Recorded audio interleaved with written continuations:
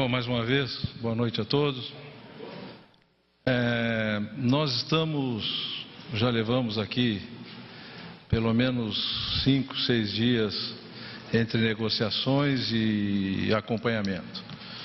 No gabinete de acompanhamento da normalização do abastecimento, que é o grande propósito, né?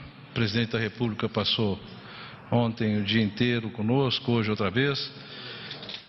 Reuniões de acompanhamento, de nivelamento de conhecimento, de decisões e chegamos ao fim do dia caminhando bem na direção de tentar normalizar, no esforço de normalizar o abastecimento, né? Já temos os principais aeroportos, principalmente os hubs das empresas aéreas muito próximos da normalização.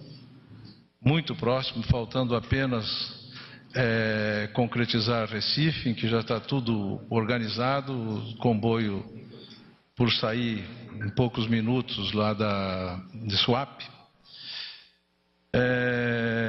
Caminhamos Brasília já praticamente abastecido, normalização chegará com abastecimento do consumo, mas já abastecido. As questões de energia, suprimento de energia para os estados de Rondônia e Roraima, que dependem muito das termoelétricas, particularmente Roraima, no caso de colapso do linhão de Guri, que vem da Venezuela, também já normalizados, estoques restabelecidos. Os principais corredores logísticos também, da Porto Alegre para São Paulo, Rio de Janeiro, para cá. Acabamos de ver já com imagens na televisão a liberação, já o início da liberação da Regis Bittencourt, andando bem, do Rodoanel em São Paulo também. As refinarias importantes, já citei Reduc, Paulínia, Manaus, já liberadas. Os terminais do Pará, Miramar e o Porto de Suape, Itaqui no Maranhão foram desobstruídos e caminhamos assim dentro do que foi estabelecido como diretriz pelo senhor Presidente da República e que era a nossa linha de trabalho desde o começo, nossa governo, linha de trabalho desde o começo, que era negociar, manter o diálogo, mas não abrir mão do exercício da autoridade que compete ao Estado, quando isso for necessário. Nós já estabelecemos desde ontem, por intermédio desse gabinete de acompanhamento da normalização, estabelecemos desde ontem as prioridades, que eu já li para vocês, dos aeroportos, os 2 estados, suprimento das termoelétricas dos 2 estados e as bases da BR, algumas foram priorizadas, isso já praticamente aconteceu. Iniciamos já o ressuprimento de responsabilidade do Ministério da Saúde e dos hospitais universitários do Ministério da Educação. Esse é um ponto dramático que a gente tem que ter muita atenção. O nosso sistema de transplante, Sistema Nacional de Transplante, já foi comprometido, já perdemos órgãos, já há risco de desabastecimento de itens básicos em hospitais, básicos desde gás de cozinha até medicamentos. A Procuradoria-Geral da República tem atuado com muita energia na direção de garantir o abastecimento de itens de saúde e o governo determinou, e por isso tomou algumas medidas, na direção do exercício da sua autoridade em benefício da sociedade. E aí entram, o que vocês já sabem, garantia da lei e da ordem. O Supremo Tribunal Federal acolheu o pedido da AGU e estabeleceu multas diárias ou por hora bastante duras. O ministro Jungmann depois vai citar algumas iniciativas na área do seu ministério. Continuamos mobilizados, continuamos reunidos ao longo da noite e durante todo o domingo, enquanto a normalização do abastecimento exigir, mas já com muitas perspectivas no horizonte de que as coisas começam a normalizar. Não é rápido, cada caminhão parado por tanto tempo poderia ter feito inúmeras viagens de abastecimento. É impossível com a frota de uma única vez abastecer a plenitude todas as necessidades, mas é possível intensificar esse trabalho. As Forças Armadas já estão atuando, motoristas oriundos das Forças Armadas, da Polícia Federal e de outras instituições já estão disponibilizados, já estão conduzindo veículos de transporte de carga, de combustível e outros para suprir nesse esforço de normalização do abastecimento.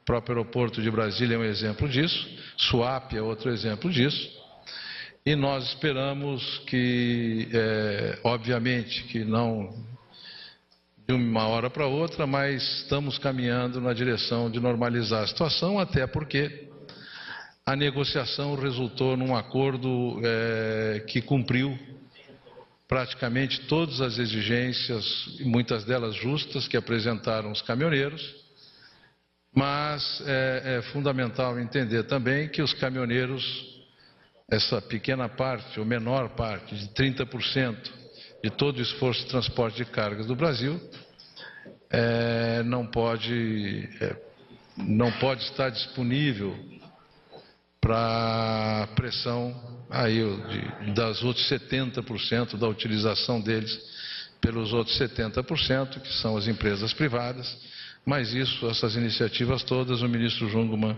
depois vai falar. Resumindo, estamos mobilizados, o governo está articulado aqui em todas as regiões do país, foram organizados estados maiores, que a gente chama de estados maiores conjuntos, interagência com todos os órgãos reunidos, em todas as principais capitais. Continuaremos mobilizados ao longo do tempo, não se abandonou em momento nenhum o diálogo, ele continua, mas é preciso, e o esforço grande é esse, mostrar aos caminhoneiros o quanto já conseguiram e proteger a sociedade de um desabastecimento que possa lhe trazer ainda inconvenientes, até mesmo sofrimentos indesejáveis. Obrigado, ministro Chigoyen. Boa noite a todos e a todas. Muito obrigado pela atenção mais uma vez. Nós temos dois eixos, que são os eixos principais da política do governo nessa situação. Um deles é de manter aberto o canal do diálogo. Nós estamos abertos ao diálogo, ainda que um acordo firmado não tenha sido cumprido na sua integralidade, porque parte do movimento não atendeu exatamente aos acordos firmados pela sua liderança. Um outro eixo é, evidentemente, o eixo da autoridade, e nós estamos exercendo ela plenamente. Nesse sentido, gostaria de passar algumas informações para os senhores e senhoras. Até o presente momento, foram expedidos 400 autos de infração apenas pela Polícia Rodoviária Federal, num total de R$2.033.000. Aqui não estão computadas as multas de R$100.000, que também estão sendo aplicadas por hora, dando cumprimento à determinação do Supremo Tribunal Federal, que acolheu o pedido do governo que foi ao Supremo remetido pela Advocacia Geral da União. Ao mesmo tempo, nós chegamos aos 37 inquéritos abertos pela Polícia Federal. Praticamente em 25 estados, 37 inquéritos já foram abertos e os responsáveis estão sendo convocados para prestar depoimento. e nós vamos exercer a lei, no limite da lei, fielmente, de tudo aquilo que ela prevê como pena para aqueles que comprovarem o delito do lockout. Quero também dizer que o senhor presidente da República hoje assinou o decreto que permite a requisição de bens. Portanto, a partir de agora, e havendo necessidade, bens poderão ser requisitados, por exemplo, de caminhões, de privados e de empresas transportadoras, para que se solucione a crise de abastecimento.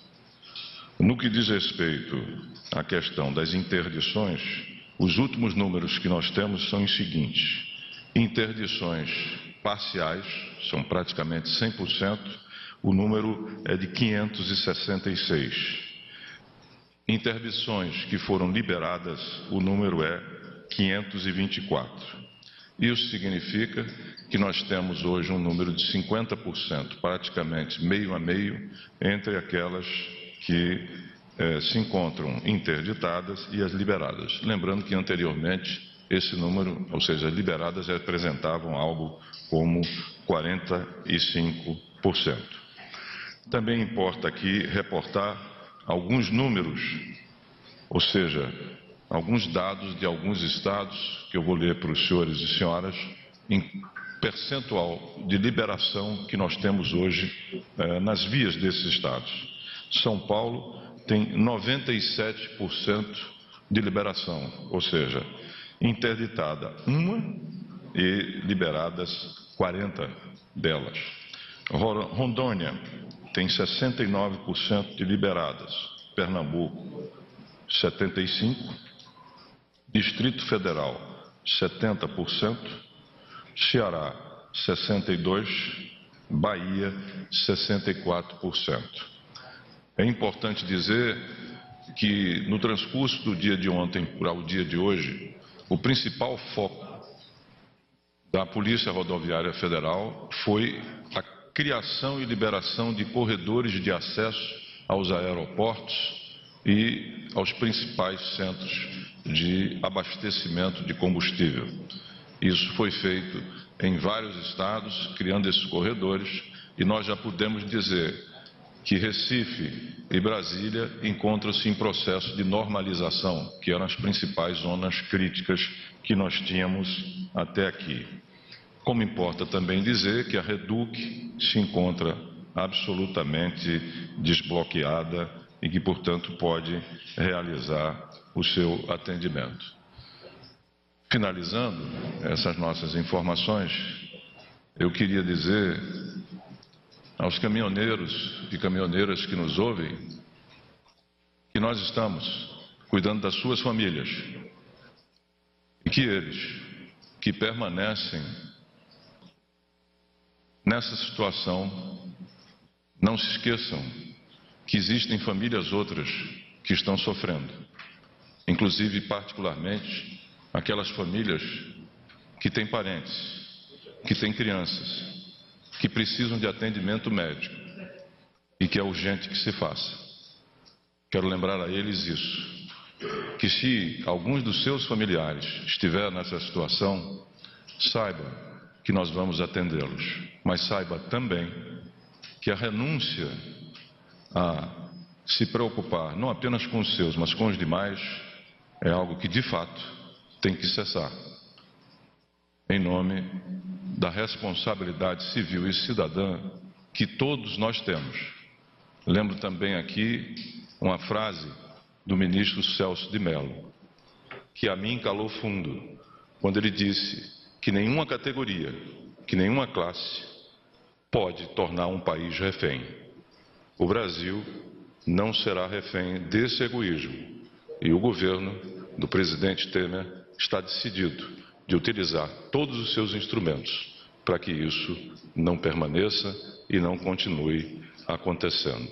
Por último, quero dizer que temos comprovado seguramente de que essa paralisação que foi feita por caminhoneiros autônomos nas estradas, em parte, teve, desde o seu início, a promoção e o apoio criminoso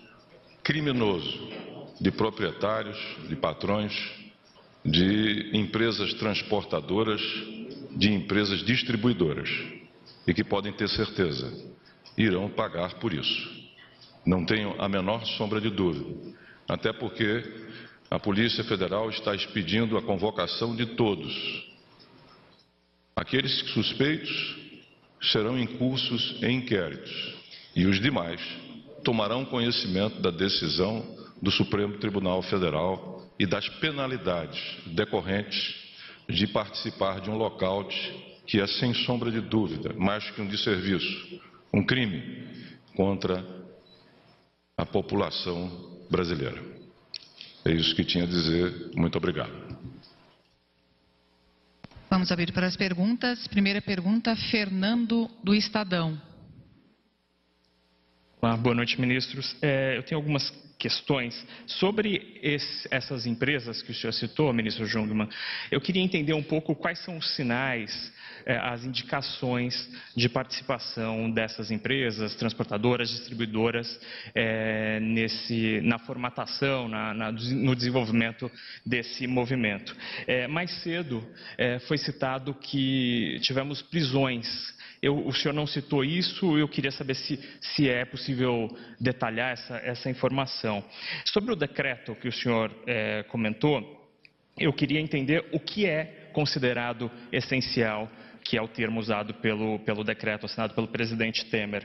E um desdobramento sobre isso, de quem é a responsabilidade legal por algo que ocorrer com um bem particular que está sendo operado, manejado naquele momento por um servidor público ou por um militar. Obrigado. Iniciando pela sua tríplice pergunta,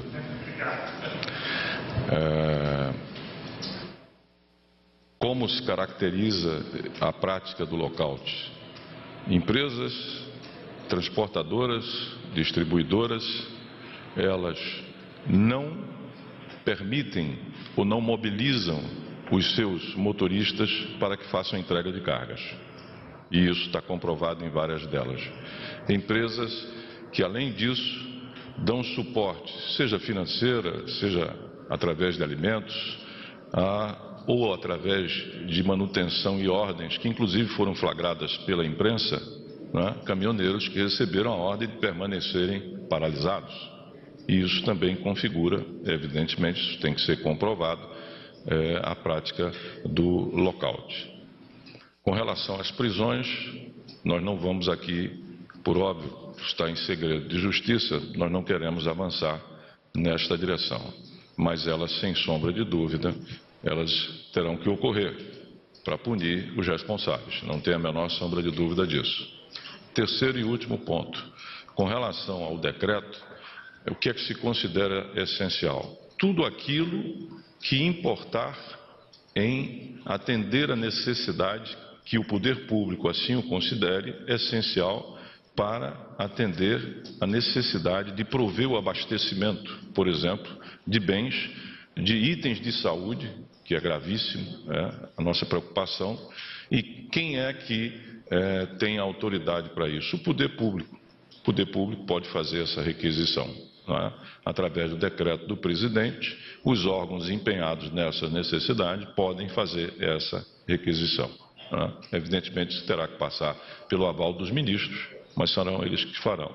Se existe algum prejuízo, como disse o ministro Etchegóin, não se trata aqui de transferir a propriedade, como por exemplo você faz na reforma agrária, de um bem para a União. Não, não é isso. Se trata de deter a posse temporariamente limitada. Se algum prejuízo fizer, ou se algum prejuízo houver, o proprietário caberá reclamar exatamente a indenização por esse prejuízo e a União ou fará o pagamento, ou seja, ressarcirá ele, ou então irá contestar na Justiça essa solicitação de indenização. Próxima pergunta, Tiago, do SBT. Ministro Jungmann, primeiro eu gostaria só de tirar uma dúvida. Agora na fala do senhor disse que prisões irão ocorrer, quer dizer que prisões ainda não ocorreram? É isso que você quer saber? Não, primeiro uma dúvida. Eu gostaria de saber também como que o governo está vendo a mobilização da população apoiando os caminhoneiros nos protestos. Como que vocês estão vendo essa situação, a população levando alimentos, água para os caminhoneiros que estão bloqueando parte das rodovias?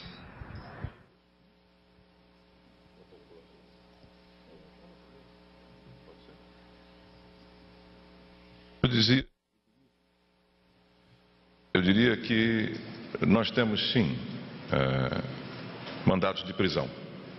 Por isso é que eu digo que prisões deverão ocorrer. Não saberia dizer se elas já ocorreram. Ok? O apoio de eventuais populares, enfim, não caminhoneiros aos caminhoneiros, é um ato de solidariedade humana do julgamento e do critério de cada um. Ou seja, onde isso estiver acontecendo, não é uma coisa que traga ao governo maior preocupação. A preocupação do governo é o abastecimento.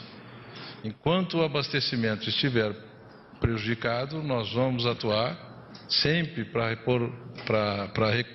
recolocar em índices de segurança mínimos os estoques dos itens essenciais. Mas não, essas outras questões são questões de foro íntimo de pessoas que apoiam, deixam de apoiar, associações, não tem a ver com reabastecimento para nós. Última pergunta, TV Globo, Fernanda Vivas. Ministros, boa noite. Fernanda Vivas, TV Globo. Primeira pergunta é sobre, os senhores falaram na coletiva, sobre uma perspectiva de normalização. Já há uma data, os senhores já trabalham com uma data em relação a isso? Segunda pergunta, em relação ao número que os senhores passaram de bloqueios, né? A gente tem uma pequena diferença nos bloqueios, né? Queria saber se os senhores receberam algum relato da PRF de resistências em bloqueios no país. PRF. E queria, por último, saber em relação à questão normativa e jurídica, né? Os senhores já entraram no Supremo com uma ação, já editaram 3 decretos. Queria saber se o governo cogita tomar mais alguma medida nessa área jurídica e normativa.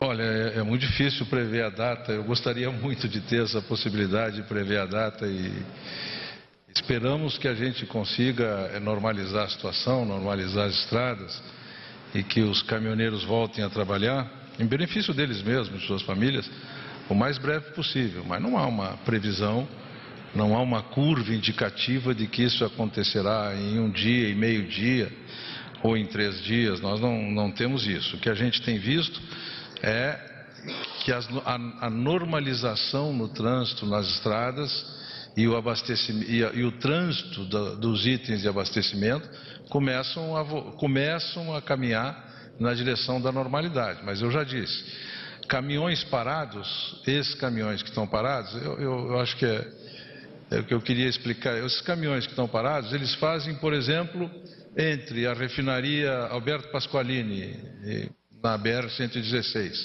e o aeroporto Salgado Filho, em Porto Alegre, muitas viagens ao dia. Se eles ficam parados 5 dias, 2 dias, são muitas viagens. Nós teríamos que ter uma frota enorme para fazer isso de uma única vez. Então isso vai acontecendo na medida em que eles forem retomando o trabalho com normalidade. Não é, acho que é um pouco difícil prever isso, confesso que eu acho. Nós temos, e o ministro depois complementa isso, o ministro não se importar para eu passar para o último item, os dados da Polícia Rodoviária Federal. Veja bem, as medidas que o governo tomou até agora, ele vem tomando para cumprir o acordo, e precisam normas jurídicas para cumprir o acordo, né? E para o exercício da autoridade, dentro do que o ministro chamou de 2 vias, e que eu disse que eram as regras estabelecidas pelo senhor presidente desde que isso iniciou. Negociamos, mantém-se o diálogo, mas não se vai perder a possibilidade, o ânimo para o exercício da autoridade quando isso se fizer necessário. E isso exige ajustes de legislação, as coisas vão evoluindo, a situação vai evoluindo e vai exigindo novos decretos. É possível que sim, o arsenal que o governo tem para fazer no exercício da sua autoridade, ele já apresentou. E agora outras medidas para viabilizar cumprimentos de acordos, se necessário, será feito. E sempre que se fizer um acordo, faça um documento, né? Para garantir para todas as partes que aquilo será cumprido. Vai falar sobre o bloqueio. Com relação...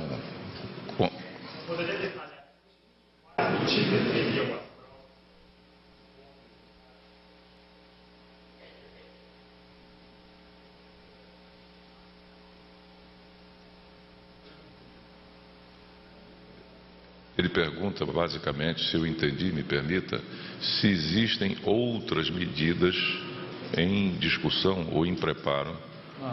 Não, nós estamos trabalhando em cima das medidas que já foram decididas. Agora, respondendo à pergunta da representante da Globo, nós tivemos aproximadamente 6 casos em que o bloqueio não se deu de uma forma negociada, ou seja, que nós tivemos que utilizar, e nós estamos falando pela Polícia Rodoviária Federal, não posso falar pelos estados, tá? Em que nós precisamos usar o choque da Polícia Rodoviária Federal, porém, sem feridos, sem vítimas. Mas eu queria chamar a atenção dos senhores e senhoras para uma característica, para a gente entender o momento que a gente está vivendo nessa paralisação.